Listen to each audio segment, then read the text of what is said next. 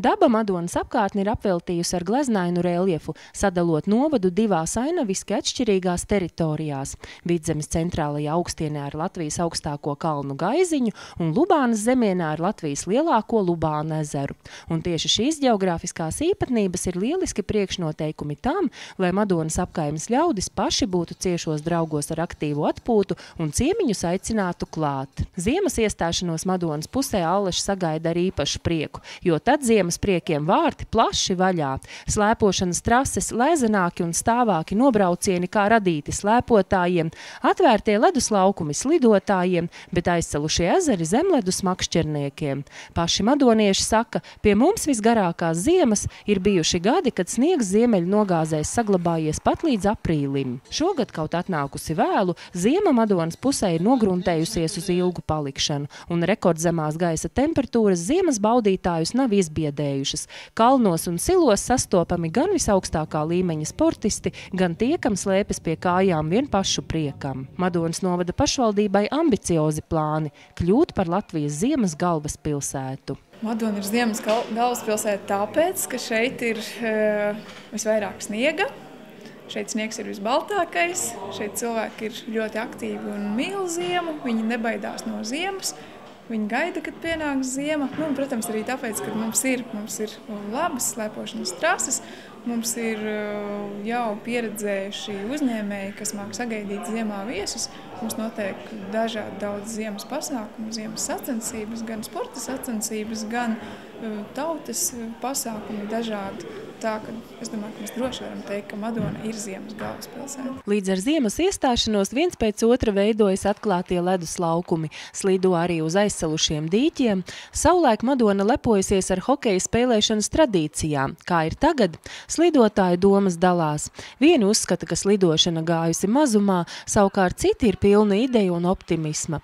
Aivars Bebrišs ir sporta skolotājs jau ilgus gadus, trenējis nevienu hokeja spēlētāju paudzi, tagad sporta stundās jaunieši var ne tikai slēpot, bet arī slidot. Kādreiz mēs taisījām laukumu, piedalījāmies hokeja sacensībās, bija tāda zelta ripa, republikas sacensības, un tur jau tīri labi panākumi bija, kad trenējāmies. Vienu brīdi bija siltās ziemas varbūt, arī laukuma nebija normāla, tāpēc nav arī trenera droši vien neviena. Vienu brīdi bija, kad treniņi notika, tagad varbūt atkal sāksies, cerams. Kā domā, kādiem vajadzētu būt tiem priekšnoteikumiem, lai hokejs, lai slidošana atzimtu?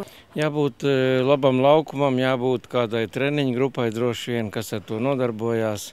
Un ledus kvalitāte arī jābūt. Pagājuši gadu, piemēram, bija ļoti, ļoti vāji.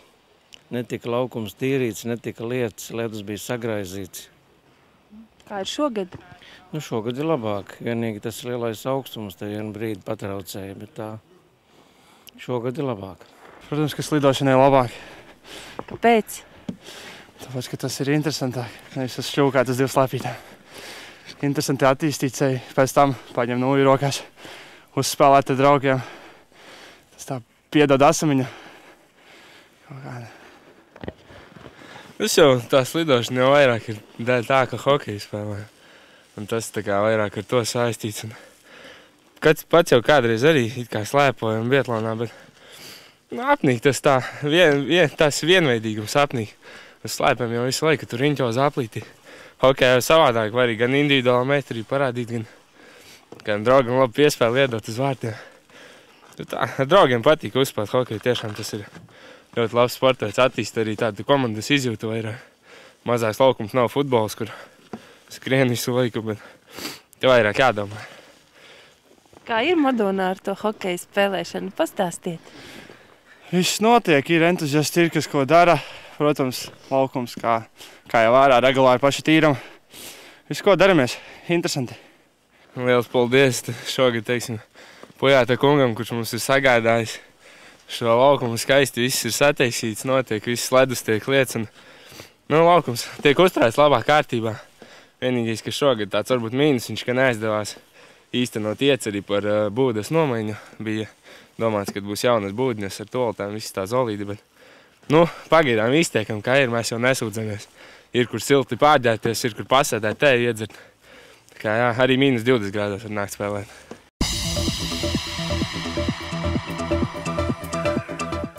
Smeceres Sila slēpošanas un biatlona bāze ir Madonas pašvaldības gods un lepnums. Sporta objekts, kas tapis lēni, bet pamatīgi, un šo sezonu sasniedzis visaugstākos profesionāļu novērtējumus. 12 gadu laikā Smeceres Sila bāzē ieguldīts vairāk nekā 1 150 000 latu. Lauvas tiesa pašvaldības finansējums. Pašvaldībai pieder slēpošanas bāze un infrastruktūra, kas ir saistīta ar slēpošanu, un tāpēc mēs arī investējam. Tās ir mūsu lietas un mūsu objekti. Un tas ir veids, kā mēs varam attīstīt šo jomu. Tāpēc mēs to darām un, es domāju, darīsim arī turpmāk. Lai piesaistītu lielus pasākumus, lielus sporta pasākumus, atpūtas pasākumus, lai piesaistītu cilvēkus gan pilsētai, gan novadam. Tas ir pašvaldības uzdevums, un mēs to plānveidīgi pamazām arī darām.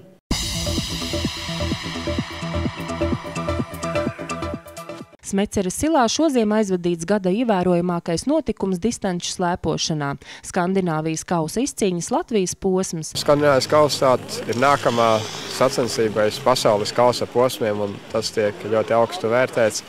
Tāpat Skandināvijas kausa kopvērtējuma uzvarētāji izcīna vietas, lai varētu startēt jau šajā sezonā martā pasaules kausa posmos. Arī tā ir ļoti liela motivācija pasaules klases sportistiem šeit cīnīties, lai izcīnītu ļoti augstas vietas kopvērtējumu. Tajā piedalījās sportisti no 9 pasaules valstīm, tostarp bez eiropiešiem arī Kanādas un Amerikas komandas. Amerikāņi šeit ieradušies jau atkārtoti. Smeceres trases iecienījuši arī Zviedri un pat slēpotāju lielvalsts Norvēģijas sportisti. Mēs jūtamies ļoti priecīgi, jo viss ir perfekti. Jauki laika apstākļi, trases, laba organizācija un izcili sadzīves apstākļi. Mūsu komanda noteikti šeit atgriezīsies. Man personiski šī ir pirmā reize Madonā, bet komanda te jau ir otrais. Izcila slēpošana, labas trases, ļoti laba sacensību organizācija. Kopš pagājušā gada te ir daudz izdarīts. Es te noteikti atkal atgriezīšos. Madonieši lepojas, ka liela daļa valsts izcilāko slēpotāju visos laikos tā vai citādi saistīti ar Madonas pusi. Viens no šā brīža daudzsološākajiem jaunajiem censoņiem, Arvis Liepiņš, uzrādīja labāko Latvijas pārstāvju rezultātu Skandināvijas kausa 30 km distancē. Kā saka, savās mājās pat sniegs palīdzot. Domāju, ka štāv diezgan augsta vieta. Salīdzinās ar to, ka ir diezgan spēcīgi konkurenti sabraukuši no Skandināvijas valstīm.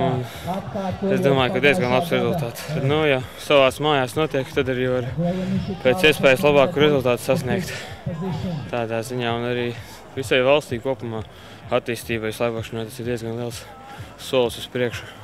Cerēsim, ka arī nākamgad notiks šeit. Smeceres Sila slēpošanas un biatlona trases apsaimnieko Madonas bērnu un jauniešu sporta skola. Ar domu piesaistīt arvien vairāk sportisku aktivitāšu, šomēnes darbu uzsācis arī sporta bāzes menedžeris, ilgadējais sporta skolas treneris Gunārs Ikaunieks. Smeceres Silam noteikti jākļūst par Baltijas mēroga sporta un atpūtas centru, uz kur ierodas arī viesi no tālākām zemēm. Un tāpat arī noteikti Smeceres Silā jānotiek katru gadu vairākiem liela mēroga pasākumiem, kas pulcē daudzus gan Latvijas, gan ārzemju sportistus. Protams, arī Smeceres Silam ir jābūt pieejama izmantojumiem vietējiem gan jauniešiem sportistiem, kas trenējas aktīvi, gan arī ģimenēm, kas vēlas atpūsties šeit pat tuvumā pie Madonas, nemērojot nekur tālu ceļu projām uz citām vietām, jo Smeceres Sils noteikti ir ļoti piemērots. Kāds tad ir Smeceres Sila piedāvājums visiem ziemas sporta cienītājiem? Vai tas būtu mazulis, kas mēģina pirmos soļus uz slēpēm, vai profesionāls slēpotājs? Šīs trases slēpošanas, kā teica, nav tikai profesionāļiem. Principā ikdienā viņas izmanto jebkurš Madonas iedzīvotājs, arī apkārtējo novadu cilvēki, kas brauc pie mums. Viņas ir atvērtas, viņas ir visiem pieejamas pa brīvu. Protams, profesionālākās trases ir šeit tas 5 km tagad aplis, ko arī izmantoja Skandināvijas kausā, bet ir gatavotas tautas slēpojumam lielais aplis līdz Smeceres krogam, kas sastāda apmēram 12,5 km. metrus. Nu, idejas ir tagad sarīkot, sataisīt slitkalniņus priekš maziem bērniem, lai nāk ģimenes ar savām atvasītēm, mammas, tēti. Šogad jau mēģinājām, visu laiku bija pārmetumi, ka ir pa smagu tās trases. Nu, tā laikam arī ir. Ja mēs sevi opozicionējam kā sporta, vairāk varbūt bāze nekā atpūtas. Šis te vārds atpūta tagad parādījās tikai nesen. Līdz ar Ežu veikto projektu, kas ir šīs pārsteiguma takas, rāpšanās pa virvēm, šļūkšana pa to virvi pāri dīķim, bet līdz šim tātad pārsvarā bāze bija kā biatlona un slēpošanas bāze. Un darbinieki ir ierīkojuši stadionā, sacilpojuši vairākas cilpas, kur var vienkārši pa gludu, taisnu virsmiņu braukt, slēpot, un cik es redzēju, tie, kas tur slēpo, ir apmierināti, ka nav jābrauc trakajos lielajos kalnos. Šajā sezonā Smeceres silā bez veiktajiem uzlabojumiem ik viens slēpotājs var izmantot trases līdz pat 12 km kopgarumā.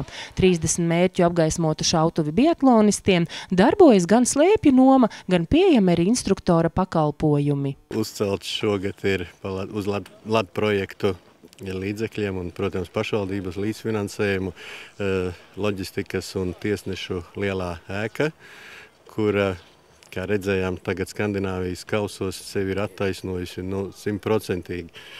Gan dalībnieki var ieiet iekšā, sasildīties, siltā grīda, noņemt mierīgi apavus, staigāt ar zeķiem. Lejā Norvēģi, piemēram, viņiem ļoti liela delegācija, ir visi satilpuši un gatavo slēpes. Un kas nav mazsvarīgi, ko mēs kādreiz varbūt neuzskatījām, ka tas ir obligāts vai kā, tās ir toaletes, šī ir infrastruktūra, dušas. Nu, katra celtne ar to sākās, un mēs ar to varam principā lepoties, ka mēs esam laikam gandrīz vai vienīgie valstī, kas var piedāvāt tādu servisu. Mazās mājiņas nav aizsalušas šogad? Mazās mājiņas funkcionē, viss kārtībā, jā, paldies Madonas siltumam un Madonas ūdenim, kas mums sniedz šo pakalpojumu. Zviedri tagad dzīvo šajā Skandināvijas kausu laikā, un Norvēģi nav nākuši klāt un nav sūdzējušies, kad būtu kādam pa karstu vai pa augstu. Tātad, acīm redzot, ir apmierināti. Un arī tas ir, es nezinu, kur vēl tik tūs trasē var nacionālā izlasa vai jebkurš sportists dzīvot un arī tūliņ izkāpjot no gultas iet uz trases un slēpot. Arī Madonas apkārtnes lauku turismu uzņēmēji savā piedāvājumā ar vien vairāk domā, kā piesaistīt atpūtniekus arī ziemā. Tās ir slēpošanas trases, šļūkšana ar kamerām, vizināšanās ar sniega motocikliem un kā likums kārtīga lauku pirtiņa. Apmeklētākie Madonas novadā neapšaubām ir Lidokalns un Golgāts. Slēpošanas entuziasti Lidokalnā šo sezonu var baudīt jau pārbaudītas vērtības un piedāvājumu. Mēs te esam agrāk bijuši, te ir ļoti jauki. Kalns arī foršs, ir pat stāvums pietiekami. Šeit ļoti forša atmosfēra. Parasti tik tālu mēs nebraucam vienkārši, mēs braucam uz Siguldu trenēties, bet te ir forši, jā, mums patīk. Golgāta saimnieks Juris Stradiņš atzīst, ka tik laba sezona kā šī, diez vai viņa uzņēmēja darbības pieredzē maz ir piedzīvota. Turklāt par vēlu atnākušo ziemu Juris nesūkstās. Tieši viņa atpūtas bāze sezonu atklājusi pati pirmā. Neskatoties to, kad viņa bija viss decembris, bija ļoti silts. Mēs pirmo sezonu atklājām šogad jau 9. decembrī ar dabisko sniegu. Tad viņš, protams, nokusa. Un uz Ziemassvētkiem mēs saražojam vēlreiz sniegu un atkal otrais atvērām jau kalnu uz Ziemassvētkiem uz dienām 4. Trešo reizi sezonu jau atklājām jau uzreiz pēc jaunā gada 3. janvārī, un kopš tā brīža strādājam bez pārtraukuma. Kā ir ar apmeklētājiem? Nezinu, spītējot siltajai ziemai, es nevaru sūdzēties nekādā gadījumā, tāpēc, kad tieši tas Ziemassvētki un tieši jaunais gads mums bija ļoti, ļoti apmeklēts. Es pat teiktu tā, ka tas bija savā ziņā rekords visā manā kalna apsaimniekošanas vēsturē, ja mums bija tik daudz cilvēku kā nekad Šīs sezonas jaunumi Golgātā ir paplašinātās inventāra nomas telpas, savienotas Gaiziņkalna un Lido kalna distanču slēpošanas trases un kameru trasē uzbūvēta jauna starta estakāde, kā arī uzlabotas pagriezienu virāžas. Pamatā jau kas ir noticis mēs Latvijā, to, kad ar katru gadu vien vairāk tiek iecienīta ne tikai kalnu slēpošana, bet arī distanču slēpošana. Ja? Un mums ir distanču trasa, kas jau strādā vairākus gadus, ar tādu populāru jau slēpojumu pavasarī apkārt Gaiziņam, kas saucas. Tā kā mums ir distanču trasas, 2 garumi, 3 un 4 kilometri, vai ne, un cilvēki tiešām, ir iecienījuši to, ka, nav obligāti, ja mēs nemākam, laisties pa kalnu un bailes no ātruma, tad mēs varam izbaudīt un pavadīt sestdienu, svētdienu, vai ne, arī mierīgā gaisotnē, tur ar ģimeni paslēpot apkārt kalnam, pastīties ainavas, vai ne, ar ko mēs esam īpaši bagāti, vai ne, protams, šī apvidū Vidzemē. Viens pasākums, kas mums tagad notiks tūlīt, tas ir nākamā nedēļas piekdienā, 17. februārī, ir saucamais pasākums Autotraks, kad tiek aicināti cilvēki, kas ir motorizētā tehnika, teiksim tā, tās ir mašīnas, krosa motocikli un kvadrcikli, ja? Un tad viņiem tiek vienreiz gadā dot iespēju, iekarot lielā Golgāta kalnu uz ātrumu, kurš ātrāk, kurš augstāk, ja?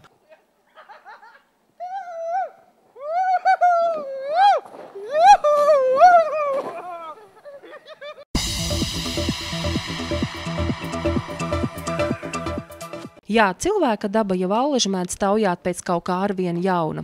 Ar ko mūs pārsteigs šo sezonu, kas jauns piedāvājumā līdz ziema, skaista balta un augsta ziema, jau šķiet pati par sevi saprotama, ka piemirstam to kā pamatvērtību. Ar tiem jaunumiem ir tā, ka katru gadu gribas kaut kādas jaunumus, bet tā pamatvērtība tomēr ir tā slēpošana un tas sniegs, bet tomēr ir kaut kas, katru gadu kaut kas jauns jāizdomā. Karnevāls mums ir 10.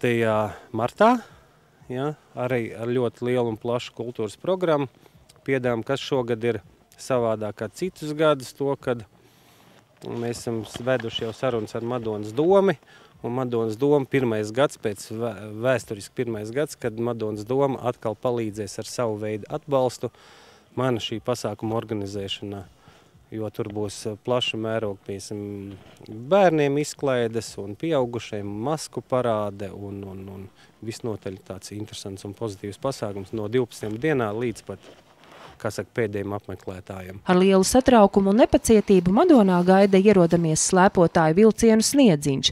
Gluži kā vecajos labajos laikos, kad Sniedziņš vizināja uz ērgļiem, sadarbībā ar akciju sabiedrību pasažieru vilciens 25. februārī no Rīgas dzelzceļa stacijas dosies īpašs slēpotāju reiss, kuru Madonā sagaidīs autobusi un gidi, kas ziemas prieku cienītājus vedīs tālāk uz Gaiziņu. Tās iespējas būs dažādas, kad var vienkārši sēsties vilcienā, ņemt līdzi savas slēpes un braukt, izkāpt Madonā un droši, kad būs pretī autobus un sagaidīs, vai arī izvēlēties tādu klasisku ekskursijas programmu, kad sagaidīs autobus ar gidu, ar ekskursijas vadītāju, un tāpat mēs iepazīsim šo vietu zem tāda logo un nosaukumu, kāpēc Madona ir ziemas galvaspilsēta.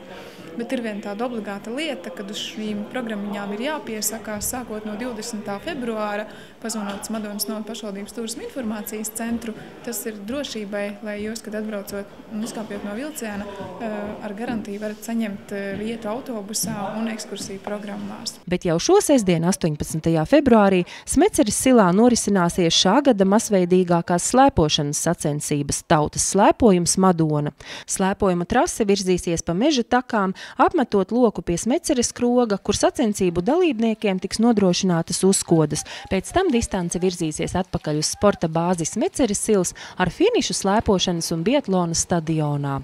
Labi zināmais teiciens par galvaspilsētām vēstīja, ka tās nekad nebūs gatavas. Tā arī ziemas galvaspilsēta Madona vēl nav gatava, tāpēc vietēji aicina: brauciet atkal, lai pārliecinātos, ka turpinām iet ar vienu uz priekšu. Ļoti priecāsimies redzēt jūs visus Madonā. Brauciet šeit, atpūtieties, priecājieties, lai ir saulains laiks, lai patīkams dienas, ko jūs šeit pavadiet, un lai vienmēr ir prieks atgriezties.